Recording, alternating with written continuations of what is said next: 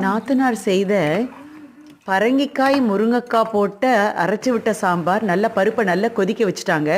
அதுக்கப்புறம் பரங்கிக்காய் முருங்கைக்காய் வெந்ததான்னு பார்த்துட்டு அதுக்கு நம்ம அரைச்சி எடுத்துக்க வேண்டிய நல்ல வெங்காயத்தை நல்லா தாளிச்சுக்கணும். நம்ம என்ன அரைச்சிக்கணுன்னா தக்காளி, சாம்பார் பொடி, அதுக்கப்புறம் காஷ்மீரி, அதாவது கலருக்கு அந்த காஷ்மீரியோட சில்லி பவுடர், கொரியாண்டர் பவுடர் எல்லாம் காரத்துக்கு ஏற்ப மாதிரி எடுத்துட்டு அதை நல்லா அரைச்சி வெங்காயம் நல்லா வதங்கினதுக்கப்புறமா கடுகு வெங்காயம் எல்லாம் போட்டு தாளித்ததுக்கப்புறம் வெந்ததுக்கப்புறம் இந்த அரைவலை எடுத்து அதில் ஊற்றணும். அதுக்கப்புறம் அதை நல்லா கொதிக்கணும். அது நல்லா கொதித்து வரும்பொழுது நம்ம வேக வச்சு அந்த பருப்போடு சேர்ந்த காயை அப்படியே அதோடு சேர்ந்து மிக்ஸ் பண்ணுறோம். நல்லா கலக்கிறோம்.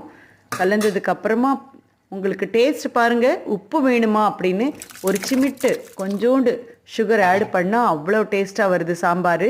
காலையில் நாங்கள் ப்ரெட்டுக்கு இதை தொட்டுட்டோம். ரொம்ப சூப்பராக இருக்குது. மத்தியானமும் சுட சுட சாப்பாடு ரெடி ஆயாச்சு. இந்த சாப்பாடோடு சேர்ந்த பீன்ஸ் அண்ட் கேரட் பொரியலை சாப்பிடுவோம்.